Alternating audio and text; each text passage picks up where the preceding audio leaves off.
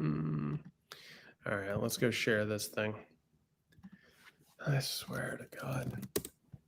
Just never get a break.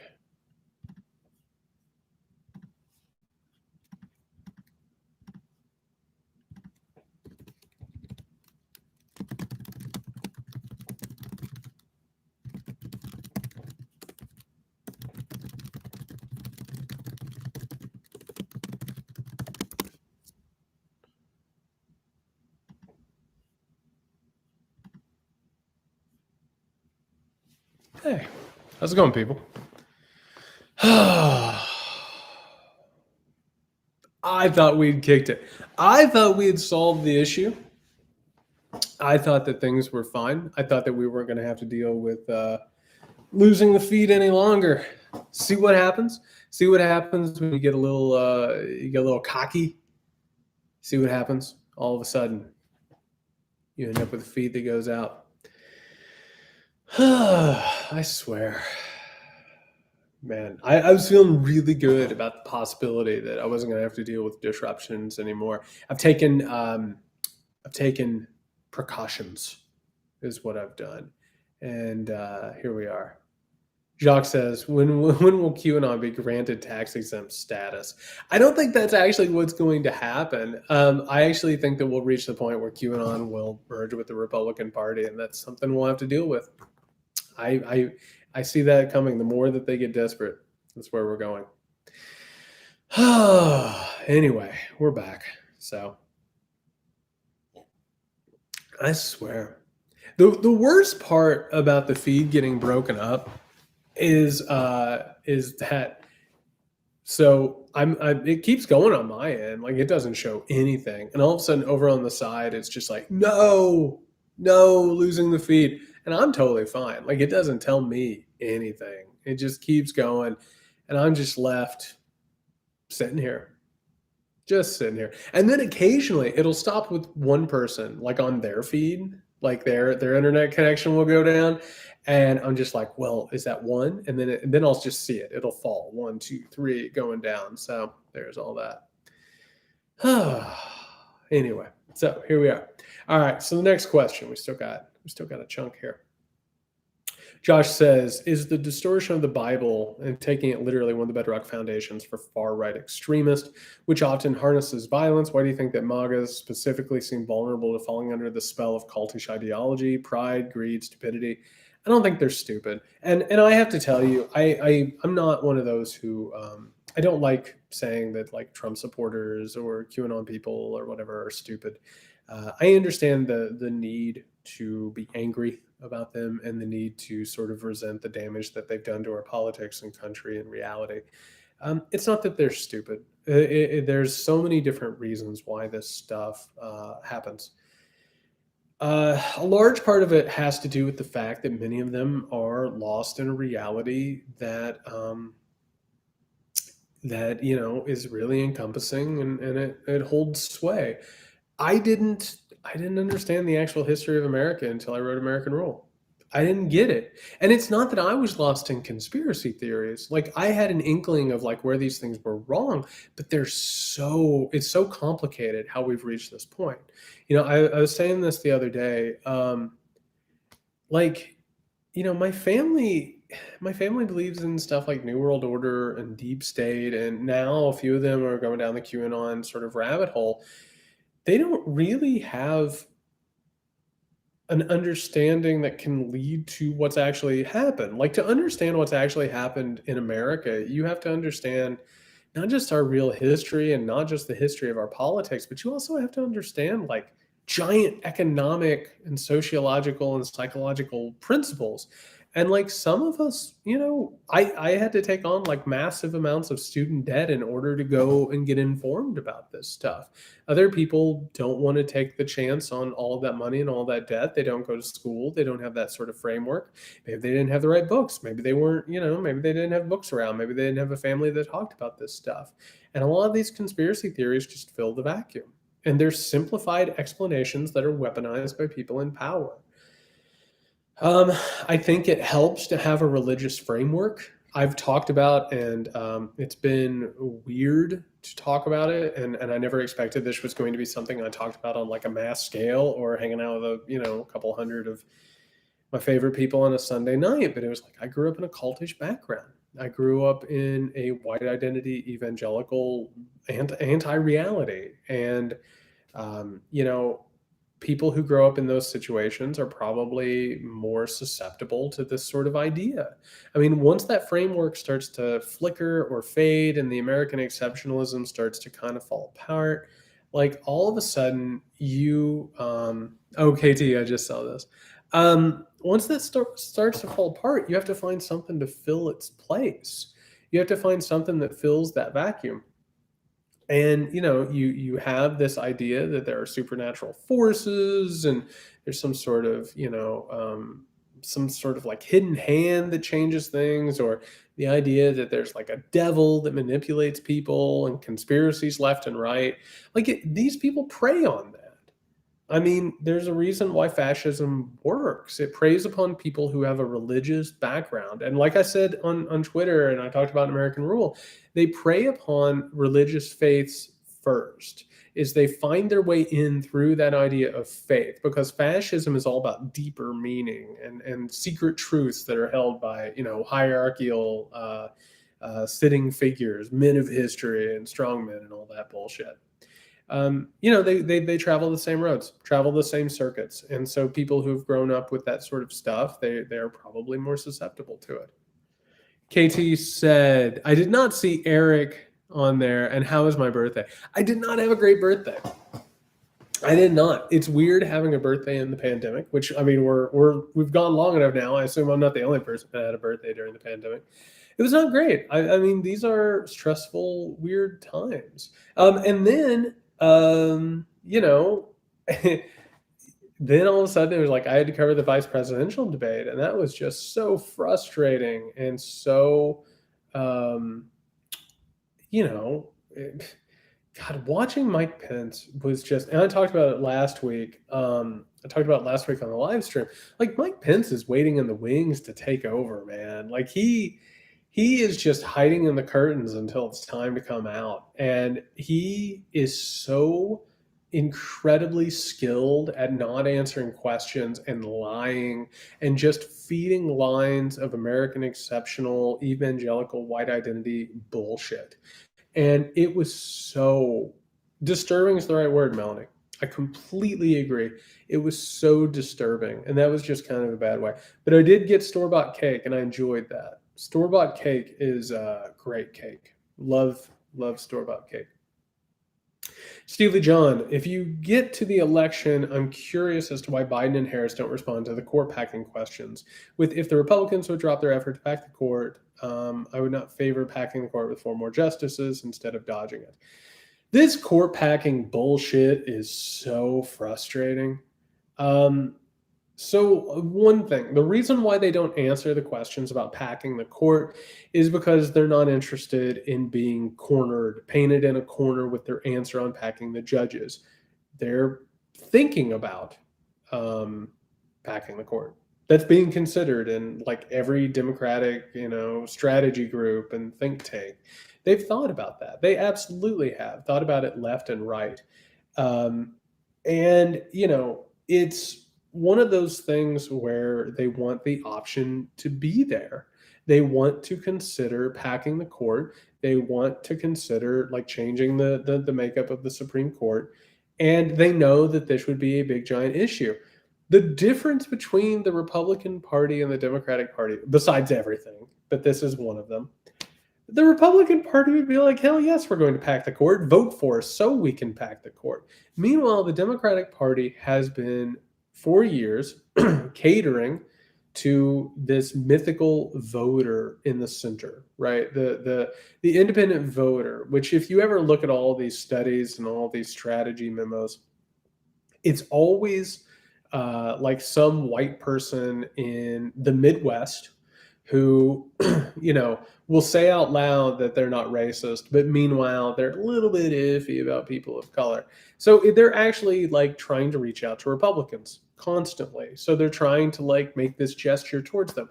The Republican Party doesn't care. They're like, this is the group that we're going after, and here's how we win elections, and you're damn right we'll pack the court. Not only will we pack the court, if you give us a victory, we'll double pack the court. Like, they will just go after that. The reason that's the target voter is because it's been decided by a bunch of political strategists. They've crunched the numbers and looked at what it is. And what it is it's a bias, for white America that's always been there, because none of these polls actually work. None of these studies are actually true. And they believe, like in the 1960s, early 1970s, I wrote about this in American Role. It was like some woman who lived in Dayton, Ohio, whose husband works as a machinist, and she has mixed feelings about civil rights. I don't know. So yeah, I think the Democrats are absolutely considering packing the court. I think that they've had multiple meetings about it. And I will say this. They're so afraid to admit it. They're so afraid to say it. And it is one of the most conspicuous answers that Biden and Harris have given. It is very clumsy, and they are very noticeably trying to change the subject. It does them no good, and this is one of the things that the Democratic Party has always suffered from, is that they have always suffered because they don't come out and say what they want or say what they think. They're always afraid of it. You saw that with Harris at this debate. She was talking left and right about fracking. She was talking about being anti-New Green Deal, all this stuff. And the Democratic Party has always shot itself in the foot because they're totally afraid of offending independent voters. And so that's why this has happened. On his rocker, if I heard if Trump declares victory prematurely, Twitter will cover over the tweets so you cannot see what it says and direct users to better sources of information. This seems like a recipe for disaster. Are any of these pathetic efforts on the part of social media in good faith? No, they're not in good faith because Twitter profits off of Donald Trump. If Donald Trump had something that was different from Twitter, Twitter would be in real trouble financially and their outlook would be terrible. I think that they do this stuff to make people think that they're doing something. It's like Facebook just said that they're outlawing all QAnon stuff. Bullshit. They're not. There's, these companies make money off of it. And like I said, they're post-political. They're not really interested in the good of the country because they don't really believe in countries. They see countries as sort of like a larval stage that they've birthed from in their evolution, and now they're above everything, and they're they're international, they're multinational. There's a reason why, hey, Brian, how's it going? There's a reason why, they're not paying taxes. Because they don't believe that they actually belong to a country. They don't believe that nations are a real thing. So they don't care about democracy. It's like Zuckerberg. I keep saying this. Mark Zuckerberg is not a Republican and he's not a Democrat. The reason why Facebook trends right is because they have more money to make on the right. If they made more money through liberalism, then Facebook would be a liberal haven. They make more money from the right. It's how all of their algorithms and all of their niches work. And by the way, if you really want to understand how the country and the world right now works, you have to study market niches. You have to understand that everybody is trying to find their niche. And once they find it, they're going to use it and they'll push it and they'll go and they'll go. Facebook is not political. Facebook is Facebook. The only thing it actually cares about is Facebook. On Monday, they'll go to China and they'll create a bunch of, censorship tools that will, create a technological dystopian hellscape for China. And then they'll come back here and they'll talk about freedom and democracy and liberty. It's not real. Everything that they do is about pushing their thing. Hey, 9 p.m. I didn't even realize that. Thank you, Shane.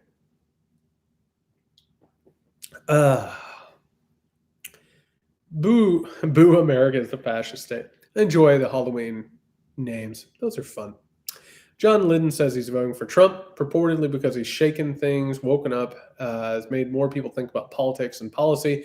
Assuming he's telling the truth, is there any merit in his approach? So here's the thing. First and foremost, here's how I talk about voting for Biden. And I have to tell you this.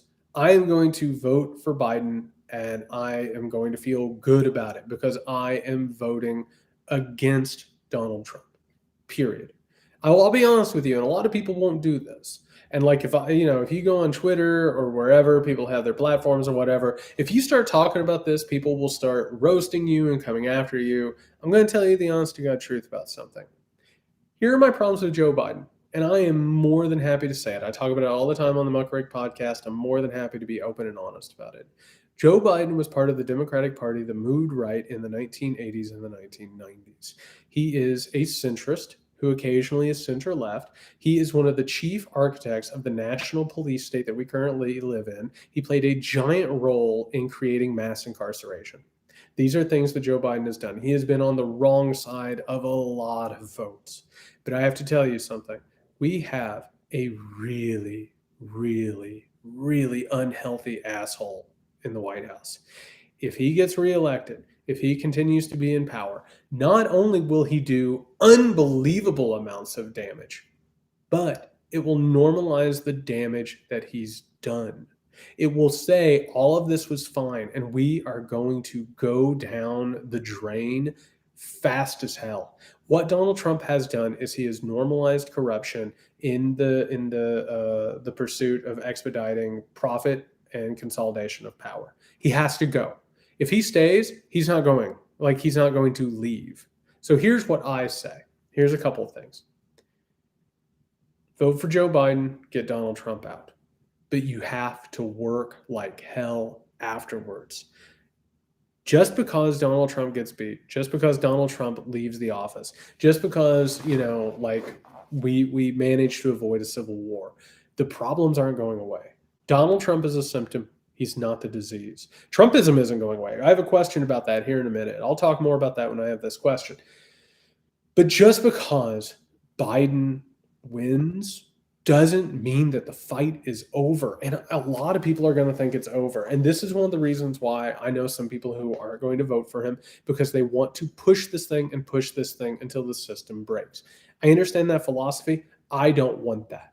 I'm not an accelerationist. I don't think that we should be pushing for a civil war so we can figure something out on the other side of it. This is a situation where we need to staunch the bleeding and then figure stuff out. Because I've said this multiple times, also on the podcast. I think that if Biden gets elected, I think the Democratic Party is going to fight to determine what the future of the Democratic Party is. I think the best case scenario for a Biden presidency is Lyndon Baines Johnson outside of Vietnam.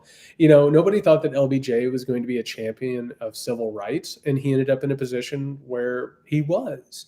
Like, there's a real possibility that Biden might go in, and everything that I've seen is that Biden listens to people and he'll consider things.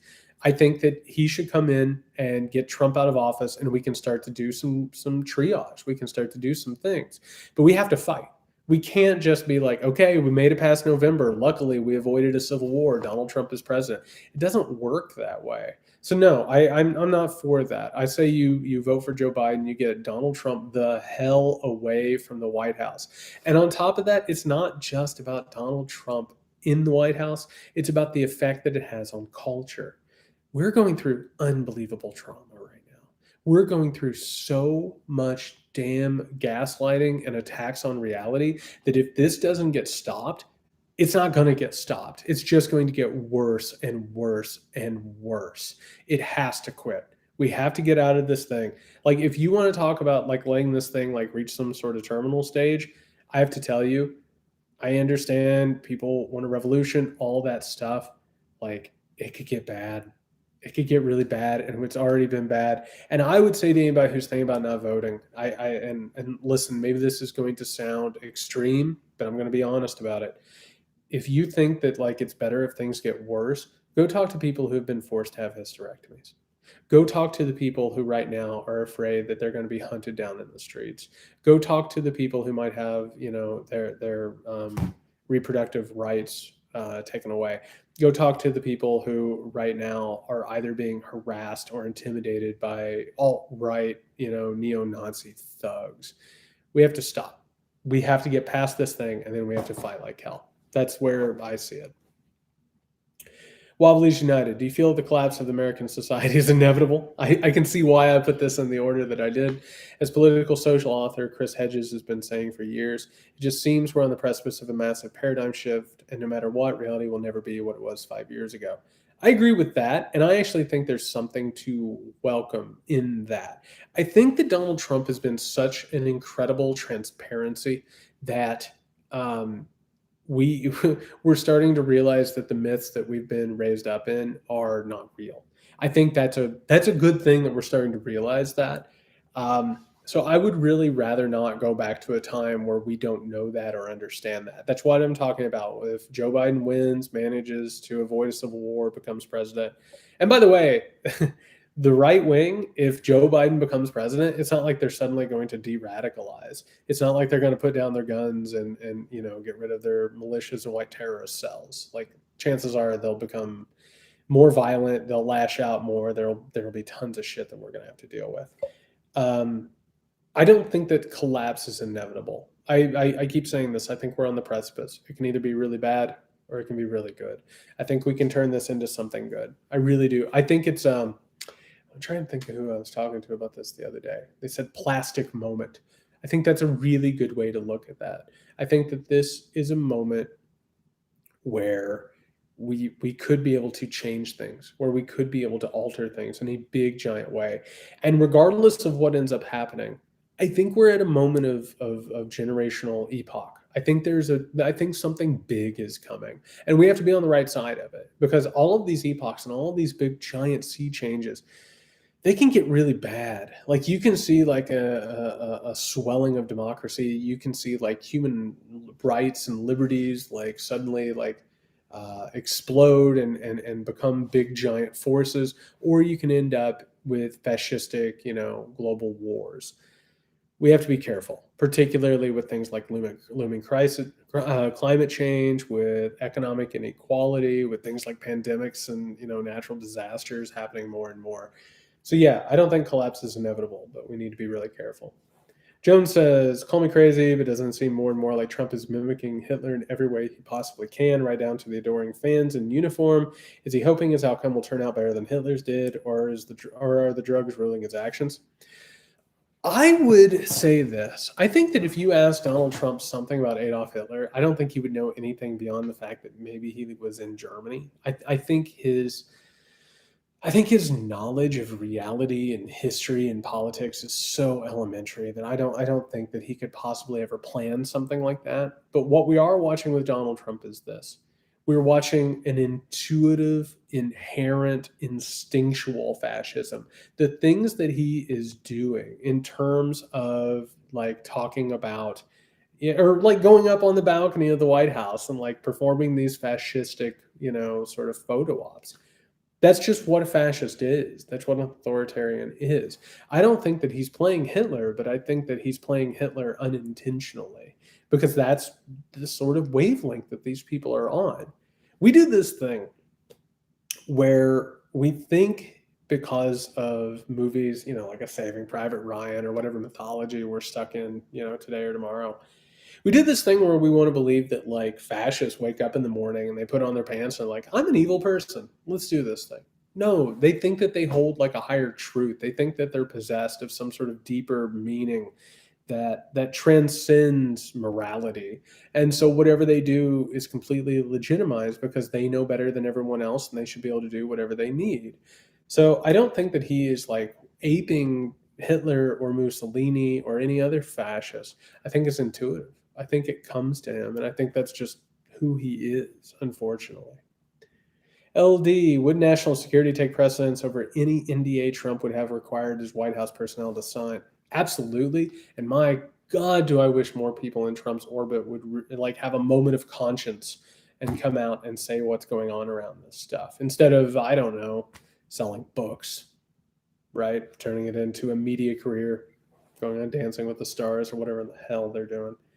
Gary Turkington, so Scientific American endorsed a candidate for the first time ever, Biden. I love that Gary had to put in there that it was Biden, as if they were going to endorse Donald Trump. That makes me laugh. The idea that, like, I don't know, Discovery Magazine would endorse Trump and the Taliban have endorsed Trump is a more extreme contrast possible. Absolutely not. And while we're on the subject of the Taliban, you need to understand that white terrorism, the alt-right, neo-fascist, it's the same thing. There's like the Taliban, Al-Qaeda, ISIS. It's the exact same thing.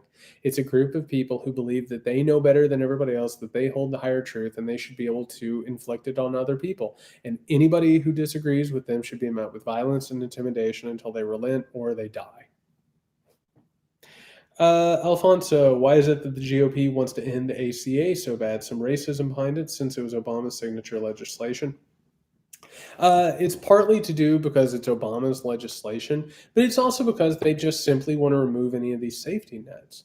They serve the higher tax bracket. They serve employers. They serve the healthcare industry. They serve all these people. And even though it only goes so far and it doesn't go far enough, they still need to remove all this stuff. They want to roll back the clock. They want to get rid of every shred of social safety net that is possibly there. I mean, like literally, maybe Mike Lee would admit it. I don't know. Maybe he'll say this tomorrow on Twitter. I mean, I wouldn't be shocked at this point. Like they want to get back to the point where like children are working in mines and factories. That's what they want. Like they don't want a 40-hour work week. They don't want people to have weekends. They don't want people to have protections. They want to move back to the point where business and profit are unencumbered. Monday, hey Jared, I hope you're having a good Sunday. I am having a good Sunday. I'm enjoying it with you fine people. Ooh. Let's get a quick refill. I am having a decent Sunday. I enjoy these things. You know, I didn't know what this thing was going to be. I just kind of got a wild hair to start doing these things, and they have turned into like one of the highlights of my week. I'm very, very grateful. So thank you all. Past week, I've had a lot of conversations with gay friends and family members concerned about the direction SCOTUS is headed. In your opinion, are we looking at the possibility of a reversal of Obergefell and Hodges? Yeah, that's a real possibility. I think we're looking at, and by the way, I kind of feel like our media and politicians do us a disservice. When they talk about the Supreme Court and how this stuff is going to work, what we're looking at is a system where, there's going to be a difference in states, where like red states live this way, blue states live this way, and the people who are stuck in them are just kind of, shit out of luck. I live in Georgia.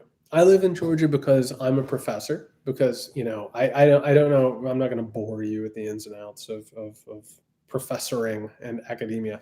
It's really hard to get a tenure track job in this country. Like, there's like this huge sort of like inequality in labor and all this stuff. It's hard to find yourself like a tenure track gig.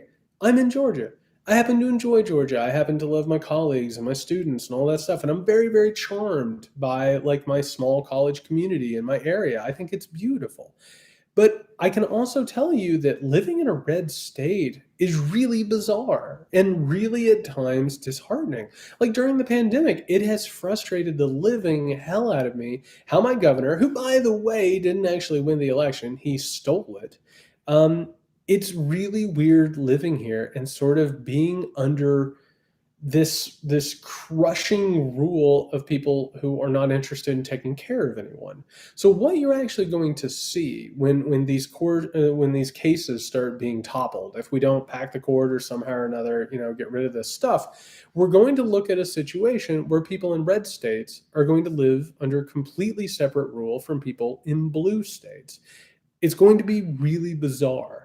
And I think there's a really good possibility we're going to see a lot of the liberal advances of the 20th century rolled away. I mean, that is an absolute real possibility. I'm originally from southern Indiana, down around Terre Haute and Bloomington. Miss it there. Beautiful place. It's also hot in Indiana right now. It's almost like the climate's changing. I don't know. Sarah, my question, if Trump is reelected, how would we stop the Republicans' plan to overrule marriage equality? Okay, going along with that. So here's the truth. The correct answer is that we're not going to necessarily stop it in terms of like at the Supreme Court level. We're told that there's nothing we can do about the Supreme Court. There's nothing we can do about the presidency or Congress or any of that. We can go out and vote every 4 years and then there are consequences or whatever. The answer in all of this is that we have to remember that we have power. That's it. We have to remember. Oh, Sebastian, I'll answer that in just a second. That's a big, giant question, I think. The truth is that we have to say that there's a certain point where this, like, what is it? It's the poem with I sing of Olaf, right? And Olaf says, "There's some shit I will not eat." There has to be a point where we say this is unacceptable. Like things like rolling back gay marriage or rolling back, civil liberties, those types of things. Those aren't political issues. The fact that we're still arguing about this is bullshit. The fact that we're still talking about this as if it's something that should be asked at a debate is bullshit. Like, this is just basic human decency. We should be having larger conversations like how much money should people be getting at home in order to make it through the pandemic? We should be talking about how much money do we take out of things like law enforcement and the military industrial complex and mass incarceration and start putting it towards education and infrastructure and healthcare and basic human projects. These are things that we should be discussing. But instead, we're stuck arguing bullshit. And I say this all the time. Of course, Black Lives Matter. That shouldn't even be something that we have to argue about. These are false dichotomies. So this thing in terms of like, marriage equality or civil liberties or any of those things, horseshit. Absolute horseshit. We there has to be a point where we say there's some shit we will not eat. We're going to be in the street. And I have to tell you that I think that if they try and push this stuff, if they try and make a conservative court start to kill these cases, I think that there is a real possibility that you're going to see people in the street and mass demonstration. I think that's a possibility. We're going to talk more about that in another question. Sebastian says, how can it be intuitive to be a fascist? If you think that your ideas are so much better than everybody else's, and that everybody else who disagrees with you is obviously doing it in bad faith or are bad people or are part of a big, giant conspiracy against the country and everybody else.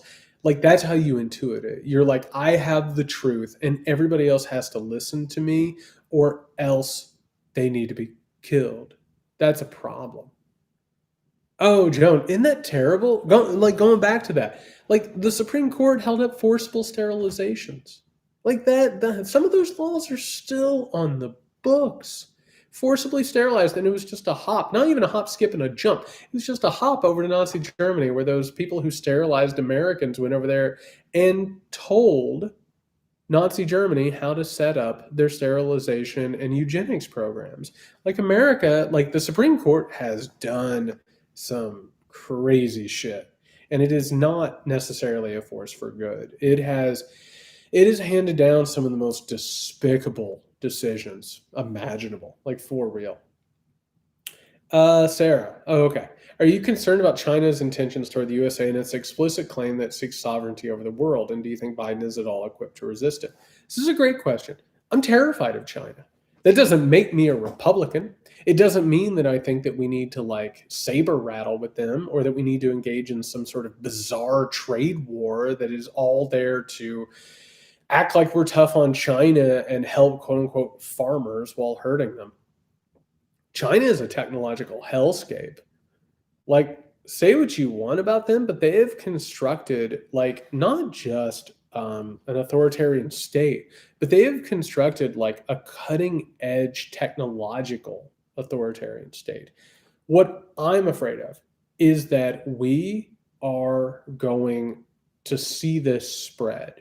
And that with the rise of fascism, that sort of a situation that China has is going to become the norm. And that's something we can't allow to happen. And we're not even talking about Democrat versus Republican, left versus right. We're talking about a big, giant issue here. Because I have to tell you, there are people on the left and the right who have voted for some stuff and worked with the Patriot Act, and they knew about the NSA and all of this shit. We have a growing peril when it comes to technology, and it would be unescapable. That's exactly right, Joan. The problem here is that once that big giant panopticon gets grown, that's a problem. That is a big giant problem. And the people in power, whether left or right, Democrat, Republican, by the way, Republicans would love this stuff, but the left has stood by it and allowed it to happen as well. It's when all of a sudden that becomes the norm.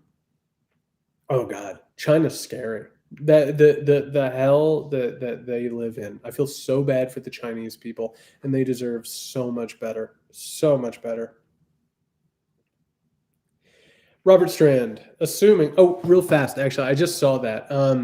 Lucy says the way it combines free market capitalism and authoritarianism. That's the thing.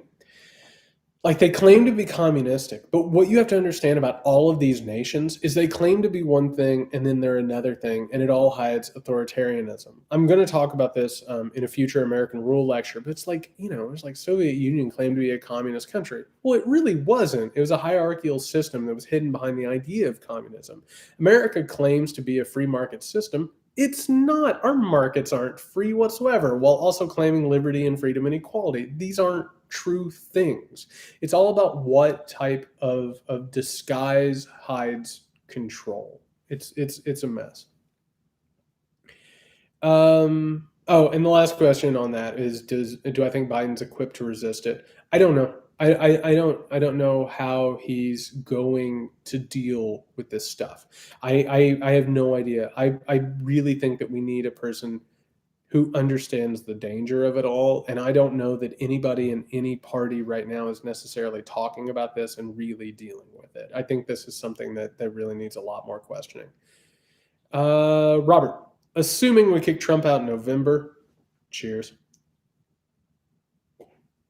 In your view, was the most important thing we must do in America in the A, short run, B, medium run, and C, long run to better ensure a Trump figure will not rise again? That's a great question. Short term, medium term, and long term. I think we have to rebalance the government. I think we have to get to the point where the presidency is not like this, unitarian like position, and we've had a real problem with that. I mean, George W. Bush and Dick Cheney just ran roughshod over the idea of what a presidency should be, and the Congress has just been rendered completely useless and impotent. We have to rebalance that. We have to get to the point where like presidents can't just declare wars and forever wars. I also think, and public funding is a huge thing. I think that we need to get to the point where you don't have to be a millionaire or a scion of like a political dynasty, and you don't have to get on the phone constantly to raise money, and that's the only thing that you care about. I would also love to see the fairness doctrine reinstated or something that is more like the fairness doctrine. I would love to see places like Fox News or an Alex Jones or any of these liars to be held accountable and suffer penalties under the law. I think that that's stuff that should be taken care of. But I think you have to understand that the presidency as we have, it's been there for a while, and it's been used by both sides, and both sides have continued to perpetuate it because they want the power that is there. They don't want to roll it back because they want the power that will exist, if they get the presidency. This is one of the reasons, unfortunately, why I don't expect Donald Trump to be prosecuted after he leaves office. I've said this before, and it's unfortunate. I'm sorry to ruin any hopes here, but nobody, not even a Democrat, wants there to be a president that is held accountable. Because if that happens, then suddenly the next president could hold you accountable, and the next president would hold you accountable, and it would just turn into a cycle. So we need some actual accountability. And by the way, they should have to turn over their taxes. My God, I can't believe that's something we have to talk about. It's just nuts. Laura, do you think QAnon was created by high-level advisors? I think it's odd how that group movement came to be after he became president, like it was invented to get support from him. No, I think that it started obviously as a live-action role-play joke on 4chan.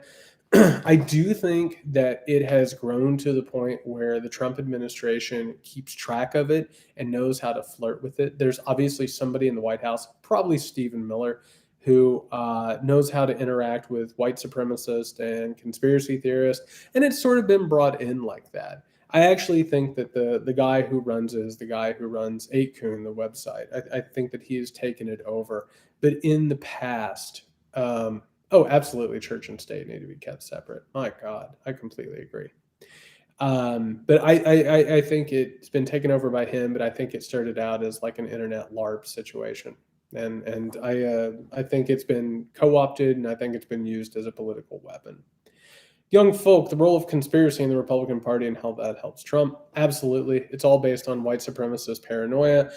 And over and over again, white supremacists who are paranoid and constantly terrified of losing power talk about all of these people who are manipulating them and are trying to create a conspiracy against people, particularly white supremacist. And it's created the deep state phenomenon, QAnon, all that stuff.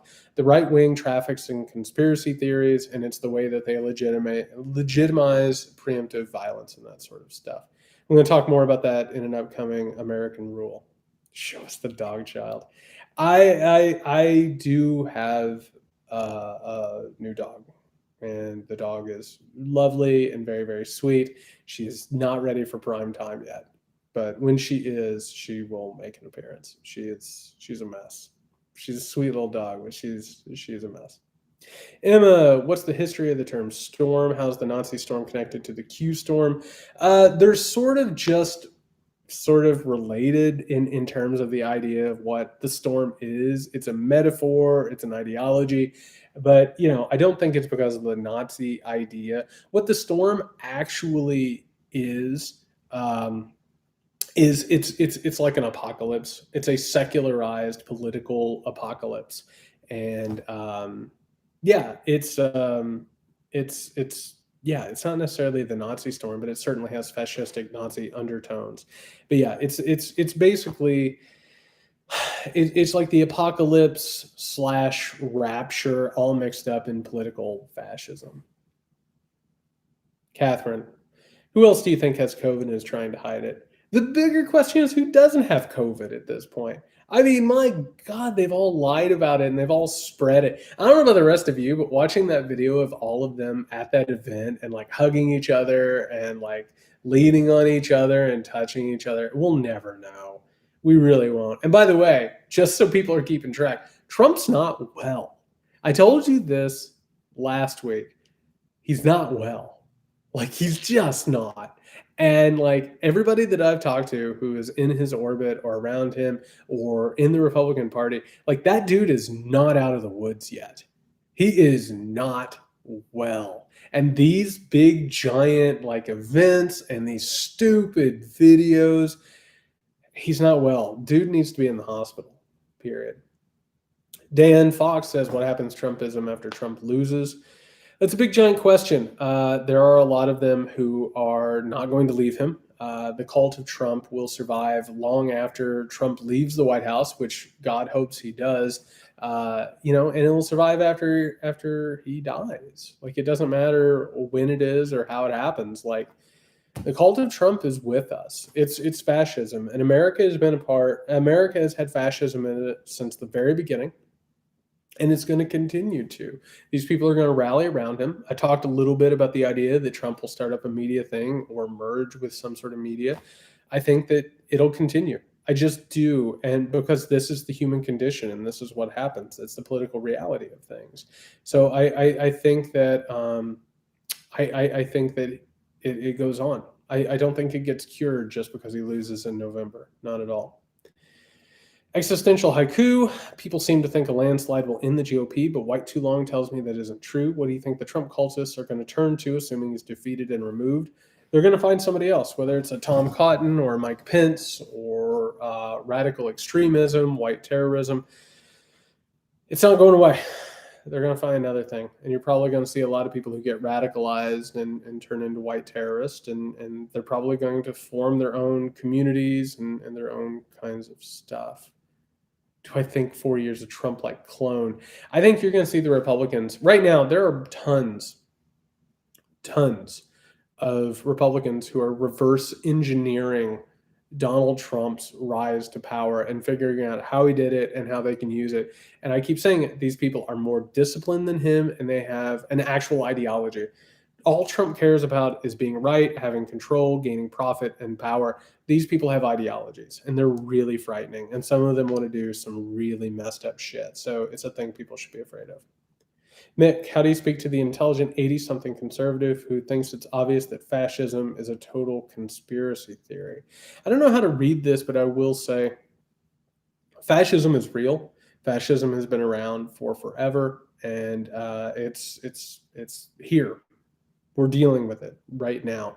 And I think that the people who fought this stuff, I think a lot of them recognize it, but the rest of them need to understand that Donald Trump is a charlatan. He's a complete and utter fake. He doesn't care about anything. He doesn't care about, if they fought fascism, they need to understand that he doesn't care about soldiers. He doesn't care about veterans. He doesn't care about achievements. He doesn't care about liberty, equality, or freedom. Like, he cares about himself. That's all.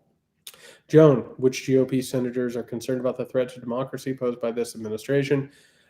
Maybe Mitt Romney, depending upon what day he wakes up and how he's feeling that day and whether or not it's going to lead to a Supreme Court of conservatives.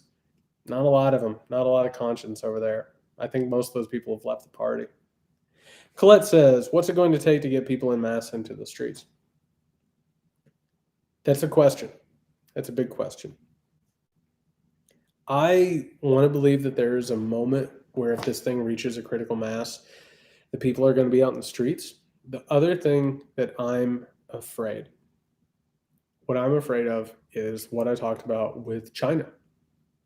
This technological dystopia where all of a sudden we spend all of our time channeling our outrage and our anger and our fear into things like Facebook or Twitter, and they become commodified, and we feel like we're making a difference, but what we're actually doing is we're just sort of allowing these platforms to sell us our outrage back to us and our fear back to us.